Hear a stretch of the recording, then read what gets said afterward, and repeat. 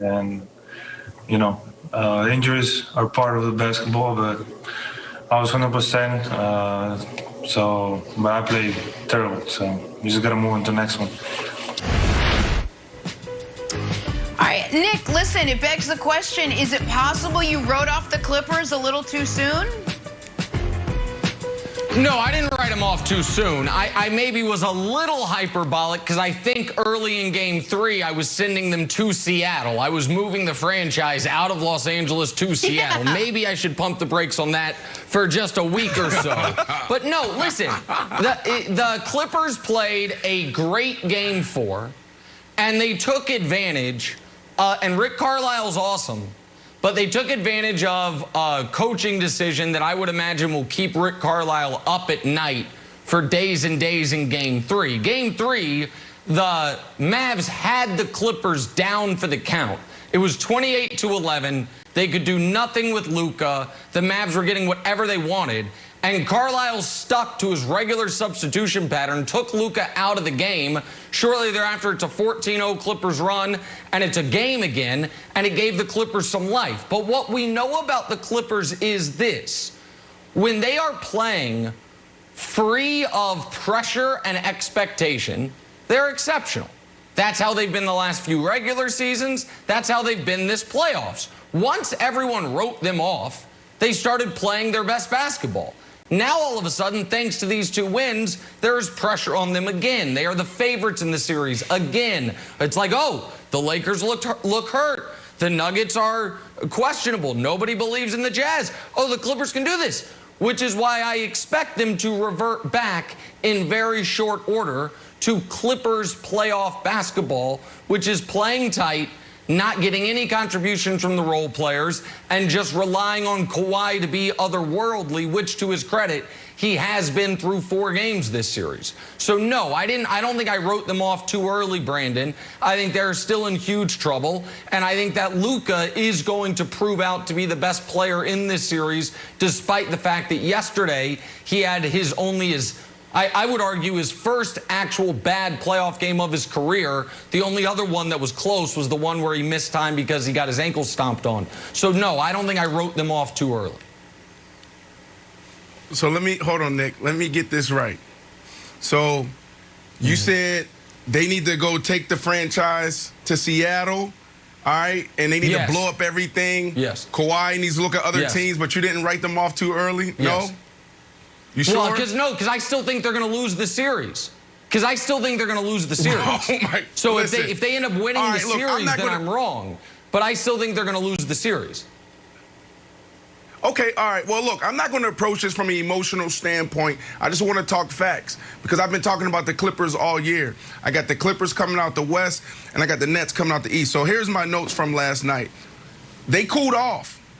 Games 1 and 2, they were great.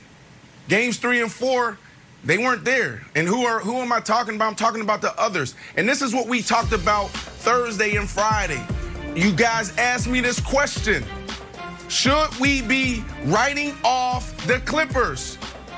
No, because why would you think that Hardaway and Porzingis and Finney-Smith, they're going to go out there and torch the Clippers the way they did? Like who do you want them to guard? They had 4 or 5 guys that was hot that couldn't miss. So now they cooled off, and now you're seeing the difference. So the Clippers are right where they need to be. They came out, they handled business. They were a top 10 offense and defense all year. Did you expect them to be swept? Do you expect them to let Luka and the others just come in and just blow them out like that? Absolutely not. So Luka is exactly who he needs to be. Unfortunately, he's dealing with something. But Luka, he can't do it every night. You need Hardaway. You need Porzingis. You need Finney-Smith. You need those guys to come out and play good. But if you look at what they did the last 2 games, it was nothing, and that was the difference. Well, I think Game 3, the Sporting Cast did a fair amount. It was those numbers are skewed massively by how terrible they were in Game 4, and that's wild. That's the old regression to the mean. Through 3 games, the Mavs were shooting 50% from 3, and in Game 4, they shot 17% from three. I think that 5 of 30, I think that's about 17%.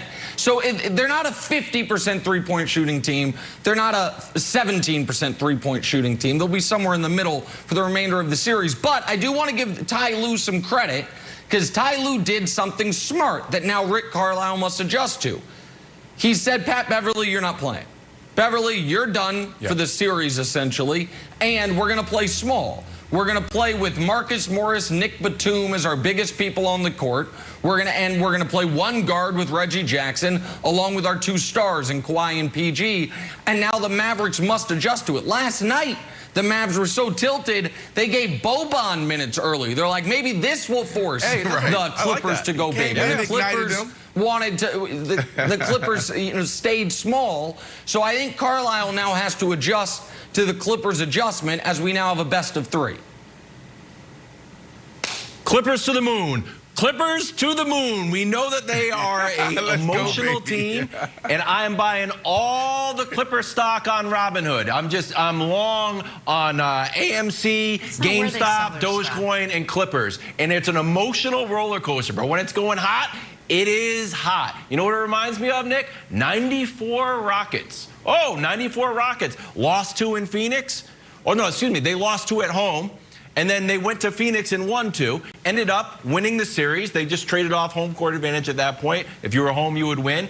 Then they end up winning, going through the Western Conference Final and beating the Knicks for the championship. I'm telling you, we know that the Clippers are so emotional that if they're riding high and feeling free and they've got this big sort of like, this tension of like, oh, we're down. If they can get through this, I think that we could see Clippers championship, or at least that's what my Robinhood account says. Feeling good about the Clippers. No, listen, Wilds, listen, I appreciate you going all in on the Clippers. You know, it makes my take a little bit more stronger on the show. It'll be me and you versus Nick. But I can't entertain that anymore. Right. The Clippers have been a good team all year. I just said it. Top 10 on defense, top 10 on offense. The storyline has been the same. Kawhi and Paul George have been really good this year. And when the others play, the supporting cast, the bench plays well, they win. When they don't, they lose. Game 1 and 2, they weren't there. Reggie Jackson, where are you? Beverly, where are you? Morris, where are you? Games 3 and 4, those guys stepped up. Well, other guys stepped up, as you know, like Nick said. Pat Beverly didn't play. But that is the storyline. So I don't want to entertain that anymore, that this team is an emotional team. These are grown men. These are professional basketball players. They understand what they need to work on. They go in the gym, they work on it. They get better, they don't. So what we've seen all year is them take strides and getting better, and Kawhi answering the bell. He's the leader now. He's playing back-to-back. So this whole narrative that this team is the emotional team, no, they're playing basketball. They lost the first 2. They won the next 2. And now they're going to keep going. They're just like me, Brandon. No, they're just, when we're high, we're high, and when we're low, we're low. I'm just like the Clippers, Brandon. I totally understand it. All right, let's take a pause. Nick's got to hand out a couple of NBA